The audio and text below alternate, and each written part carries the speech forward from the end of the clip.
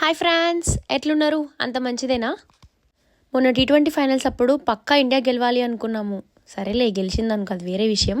మరి గెలుస్తుంది అని అంటే పార్టీ చేసుకోవాలి కదా. మన డెఫినేషన్లో పార్టీ అంటే ఫుడ్డే.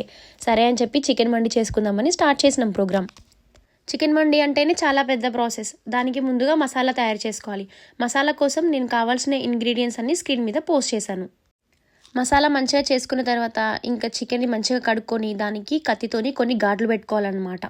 ఈ ఘాట్లు పెట్టుకున్న చికెన్కి మంచిగా మసాలా పట్టించాలి కాబట్టి మనం ఆల్రెడీ ఫ్రెష్గా ప్రిపేర్ చేసుకున్న కొంచెం మసాలా అంటే మండి మసాలా, మనం ధనియాలు అవన్నీ వేసుకొని చేసుకున్నాం కదా, అది, దాంతోపాటు కొంచెం garam masala, chaat masala, lemon juice, chicken masala, oil, ginger garlic paste, కొంచెం ఉప్పు, కొంచెం కారం అన్నీ మంచిగా వేసుకొని మంచిగా పేస్ట్ చేసుకోవాలి.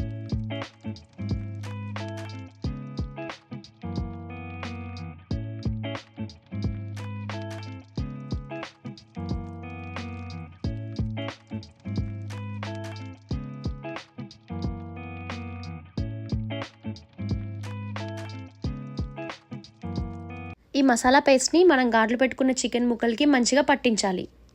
దాన్ని తీసుకుపోయి ఫ్రిడ్జ్లో పెడితే సరి. ఇక్కడ చూడండి, మా వాళ్ళు ఘోరం స్ట్రెస్ అవుతున్నారు. మనం మండి చేసుకుంది క్రికెట్ మ్యాచ్ రోజు కదా.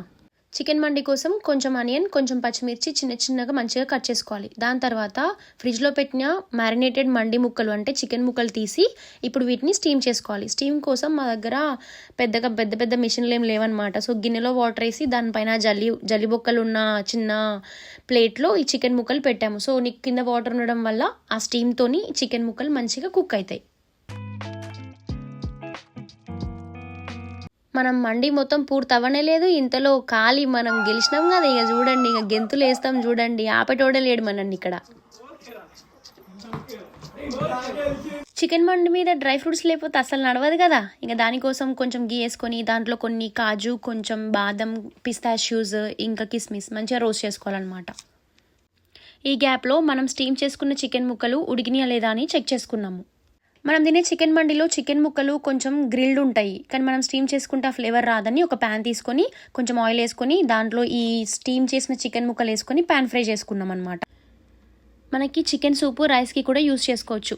ఇప్పుడు గిన్నె తీసుకొని దాంట్లో కొంచెం ఆయిల్ వేసి దాంట్లో షాజీరా వేసుకోవాలి. దాని తర్వాత కొన్ని ఆనియన్స్, కొంచెం పచ్చిమిర్చి మంచిగా వేయించుకోవాలి.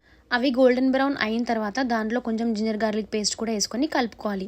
ఇప్పుడు మనం మండి కోసం ప్రిపేర్ చేసుకున్న మసాలా కొంచెం మిగిలితే ఆ మసాలాను కొంచెం సాల్ట్ యాడ్ చేసుకొని మంచిగా కలుపుకోవాలి.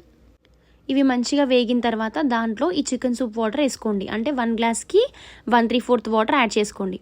ఈ గ్యాప్లో మా సుబ్బుగాడేమో చికెన్ మండి అయితే తిననీకి రెడీగా ఉన్న మమ్మీ అని చెప్పి వెయిట్ చేస్తున్నాడు. రోలింగ్ బాయిలింగ్ రాగానే ఈ వాటర్లో మనం రైస్ యాడ్ చేసుకుంటాం అనమాట. అది కుక్ అవుతుంది. నాకు తెలిసి 80% కుక్ అయ్యేంత వరకు వెయిట్ చేయాలి.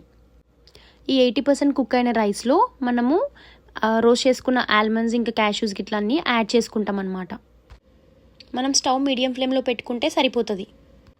రైస్ కుక్ అయిన తర్వాత స్టవ్ని లో ఫ్లేమ్లో పెట్టుకొని ఆల్రెడీ పాన్ ఫ్రై చేసుకున్న చికెన్ ముక్కల్ని రైస్ మీద మంచిగా స్ప్రెడ్ చేసుకోవాలి.